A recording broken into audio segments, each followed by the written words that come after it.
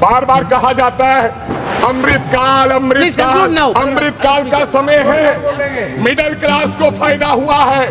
मैं middle class की कहानी नहीं बताऊंगा, इंडिया टुडे पढ़िए, तगड़ी मार से हल्कान मिडिल क्लास की ये कहानी है। अमृतकाल अमृतकाल के समय काल है। निशिकांत दुबे साहब, अमृतकाल में इस देश के 8.5 लोगों ने अपनी सिटीजनशिप छोड़ी है। अगर अमृतकाल इस देश के अंदर होता तो लोग देश छोड़ के नहीं जाते। रंग का ब्रीफकेस होता था। अब जब वो ब्रीफकेस लोकसभा में खुलता था तो देश के किसान, गरीब, मजदूर और छोटे व्यापारी की जिंदगियां बदल दिया करता था। ऐसा बजट किसी जमाने में हमारे लीडर्स और सरकारें लेकर आती थी। लेकिन आजकल का जो बजट है, आजकल का बजट, अब लोगों का ये मानना है कि आजकल का बजट केवल चंद उद्योगपति इस बजट को बनाने का काम करते हैं, जिनका नाम कभी कभी राहुल गांधी लेते हैं। और आजकल का बजट इलेक्शन सेंट्रिक रहता है। जहां इलेक्शन है उसके बारे में थोड़ी थोड़ी किसी को मदद करने की कोशिश करता है। क्या यह सत्य नहीं है कि जब इस देश के अंदर डिमोनेटाइजेशन हुआ, नोटबंदी हुई, गवर्नर ऑफ रिजर्व बैंक को नहीं पता था कि आज इस देश में नोटबंदी होने जा रही है। देश के वित्त मंत्री को नहीं पता था। अचनचेत एक फैसला सुनाया जाता है और आजकल के देश के प्रधानमंत्री जब बात करते हैं, कैसे उनकी बात पर विश्वास कर लिया जाए। जब इतना बड़ा झूठ, जब उन्होंने कहा कि आज रात के बाद 500 और 1000 का नोट बंद कर दिया जाएगा, इक्वालिटी आएगी, अमीर और गरीब का अंतर खत्म हो जाएगा, मेरे को केवल 50 दिन चाहिए। 150 लोग मर गए और 2.25 लाख करोड़ का ये नई डिमोनेटाइजेशन से इकोनॉमी को नुकसान हुआ। कैसे विश्वास करें कि आज का बजट लोगों की जिंदगी बदलेगा। आदरणीय चेयरमैन साहब, कभी कभी जीडीपी की हर व्यक्ति जीडीपी की बात करता है और सत्य तो यह है कि 90% इस देश के लोगों को जीडीपी के बारे में पता नहीं है। जीडीपी क्या है, उनको अपने जीवन के बारे में पता है कि हम जो जीवन जी रहे हैं इसमें हमें फायदा क्या हुआ है। जीडीपी कहा जा रहा है कि 6.5% जीडीपी की ग्रोथ है। मैं किसी अर्थशास्त्री को सुन रहा था, एक काबिल व्यक्ति था, उन्होंने कहा कि अगर देश में सरकार ना हो, अगर देश में वित्त मंत्री ना हो, तब भी इस देश की जीडीपी की 3-4% ग्रोथ अपने आप होगी। क्योंकि इस देश के मेहनतकश लोग, किसान, छोटा व्यापारी अपने आप में इतनी मेहनत करता है, ऑटोमेटिकली जीडीपी की ग्रोथ 3-4% रहता है। तो फिर आपने क्या किया, केवल 2.5% की आप लोगों की प्राप्ति है। मैं आज श्रद्धांजलि अर्पित करना चाहता हूं डॉक्टर मनमोहन सिंह को, उस सरदार को जिनके समय में मेरे को लगता 8.5% जीडीपी का एवरेज ग्रोथ रहा है और कभी कभी तो जीडीपी 10% पे चली जाती थी। स्पीकर साहब, आज मैं देख रहा था महाराष्ट्र में, सुनिए, महाराष्ट्र में सिबिल स्कोर, जो एक नया बड़ा फ्रॉड है इस देश के अंदर। महाराष्ट्र में मर्तिजपुर है कोई, वहां पर एक लड़के की शादी टूटने का काम हो गया है सिबिल स्कोर से, जो बिगेस्ट फ्रॉड जो इस देश के अंदर हो रहा है। स्पीकर साहब, बहुत से नेता कभी नेहरू जी की बात करते हैं और बहुत से नेता, इस बार मैं तो देश के प्रधानमंत्री जी का सम्मान करता हूं और इस बार उन्होंने देश के पूर्व प्रधानमंत्री राजीव गांधी जी की भी बात की। उन्होंने कहा कुछ लोगों को आदत होती है 21वीं सदी की बात करने की, बार बार उन्होंने कार्टून का भी जिक्र किया।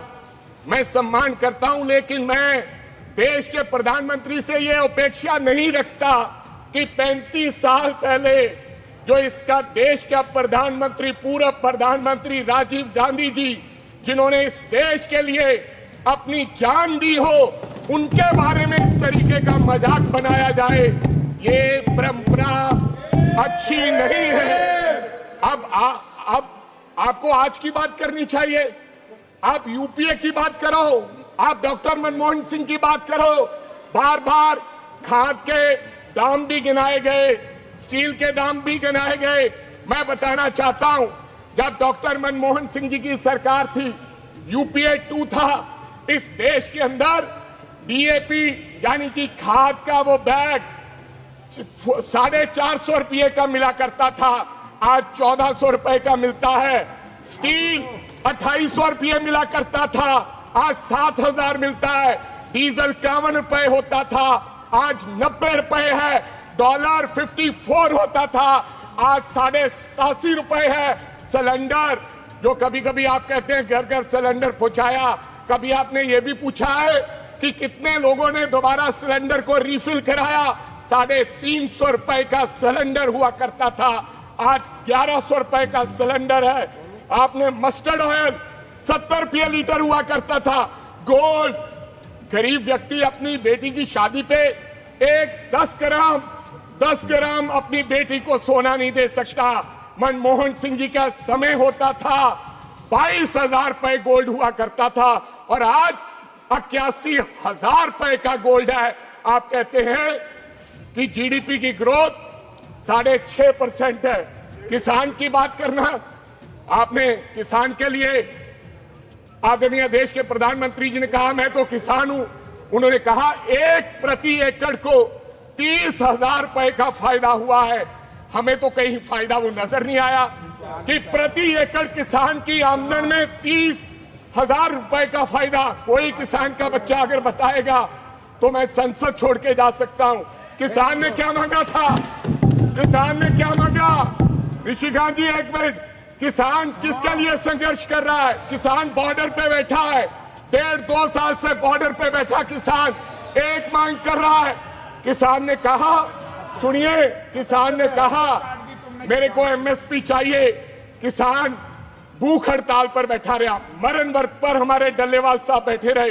एक लड़का शुभकरण, जिसको हरियाणा बॉर्डर क्रॉस नहीं करने दिया गया, गोलियां मारकर उसकी हत्या कर दी गई और 0 एफआईआर लॉन्च हुई। क्या किसान का बेटा मरे तो 0 एफआईआर लॉन्च हो? ऐसा व्यवहार आपने किसानों के साथ किया। आपने कहा था, आदरणीय चेयरमैन साहब, कहा था कि हम किसान की आयात दुगनी कर देंगे। किसान की आयात तो दुगनी नहीं हुई। आप किसान निधि योजना लेकर आए। मैं आपको पंजाब की बात बताना चाहता हूं। किसान निधि योजना, जो आप छाती थपथपाते हैं और कहते हैं हमने परिवर्तन किया है किसान के भविष्य में। क्या हुआ? 2019 में 23.5 लाख लोगों को किसान निधि योजना से पंजाब में फायदा हुआ। फिर लोगों ने धरना लगाया, किसान बॉर्डर पे आए। 2023 में जब किसान बॉर्डर पे आया तो आपने 14 लाख किसानों के निधि योजना से खाते उड़ा दिए गए। कहा इनके पास डॉक्यूमेंट कंप्लीट नहीं है। तो पहले आपने 23 लाख लोगों को किसान निधि योजना से फायदा कैसे पहुंचाया? आज मात्र पंजाब में 8.5 लाख लोगों को किसान निधि योजना से फायदा हो रहा है। नई स्कीम आपने कहा कि हम 100 जिलों में हम प्रोडक्टिविटी के लिए, यानी कि पैदावार के लिए उनको हम मदद करेंगे। लेकिन किसान की मांग तो एमएसपी की है, जिसके लिए वो मर रहा है, उसके लिए आपने कोई विचार नहीं किया। आदरणीय चेयरमैन साहब, अगर गरीब की बात करें तो आंकड़े पता नहीं क्या क्या कहते हैं यहाँ के। आप कुंभ में अगर 300 लोग मर जाएं तो आप कहते हैं 30 मरे हैं। कोरोना में 2 लाख लोग मर जाएं तो आप कहेंगे 20,000 मरे। नीति आयोग क्या कहता है? आपका नीति आयोग क्या कहता है कि केवल इस देश में 5% गरीब लोग हैं। आपकी रिपोर्ट है, ये मेरी रिपोर्ट नहीं है, क्योंकि आपने आंकड़े फच करते हैं, गलत पेश करते हैं। दूसरी तरफ आप ही कहते हैं हम 80 करोड़ लोगों को पीडीएस की कनक देते हैं। खुद ही कहते हो अगर 80 करोड़ लोगों को पीडीएस की कनक देते हो, 5 किलो कनक लेने के लिए राशन के डिपो के बाहर खड़ा वो व्यक्ति वो गरीब है, इसलिए आपकी 5 किलो कनक लेता है। ये हालात है इस देश के, इस देश का ये सच है। आदरणीय चेयरमैन साहब, अगर मनरेगा की बात करें, आज मनरेगा के वर्करों की क्या हालत है। केवल 1 साल में 19 रुपए दिहाड़ी बढ़ाने का काम किया। कब से चली है मनरेगा? 2006 से आज 20 साल हो गए। हरियाणा सबसे ज्यादा मेरे को लगता दिहाड़ी देता है। Minimum wages 374। आज एक दिहाड़ी की 100 दिन का रोजगार नहीं मिलता, केवल 45 दिन का रोजगार मिलता है, जो एवरेज कैलेंडर बताता है 374 रुपए। अगर आप गरीब की आमदन दुगनी नहीं कर सके, आप किस जीडीपी की बात करते हैं? आप किस विकसित देश की बात कर रहे हैं? आप लोगों को धोखा दे रहे हो। गरीब की मनरेगा वर्कर की अगर शादी हो ना किसी बेटी की, वो जाता है गांव में मांगने के लिए, कहता है मेरे को दाल का इंतजाम कर दो, कहता है चावल चाहिए, दाल चाहिए और एक मीठे का इंतजाम कर दो, मैं अपनी बेटी की शादी कर लूंगा। ये इस प्रकार के हालात हैं मनरेगा वर्कर्स के। और दूसरी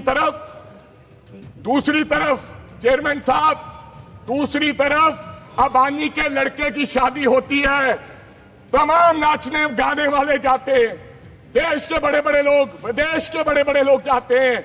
मेरे को गर्व है राहुल गांधी पर, एक व्यक्ति जो उनकी शादी पे नहीं गया। देश के प्रधानमंत्री भी जाते हैं। मेरे को इस बात का दुख नहीं है अबानी की शादी का, लेकिन कभी कभी टीवी पर दिखाया जाता है, सोशल मीडिया पर, कि अबानी के बेटे के कुत्ते जो 4 करोड़ की गाड़ी पर आते हैं, लेकिन गरीब अपनी बेटी की शादी के हालात, उसकी शादी नहीं कर पाता। इस प्रकार के गरीबों के हालात हैं। मेरी गुजारिश है कि मनरेगा के लिए 200 दिन कर दिया जाए। मेरी गुजारिश है मनरेगा की दिहाड़ी। सर 1 मिनट, 600 दिहाड़ी कर दी जाए और 200 दिन कर दिया जाए, ये मेरी गुजारिश है आदरणीय वित्त मंत्री से। एमएसएम की हालात बनाना चाहता हूं। सर सुनिए, मैं लुधियाना से आता हूं, वहां पर 1.5 लाख तकरीबन एमएसएमईज हैं, आज बंद होने के किनारे पर है। एमएसएमईज बंद होने के किनारे पर है। वहां पर साइकिल इंडस्ट्री है, सिलाई मशीन इंडस्ट्री है। आप क्या कह रहे हो? अब सरकार ने मन बनाया है, अपने मित्रों को फायदा देने के लिए कहा है कि हम 25% स्टील सेफगार्ड लगाएंगे। अगर वो ड्यूटी सर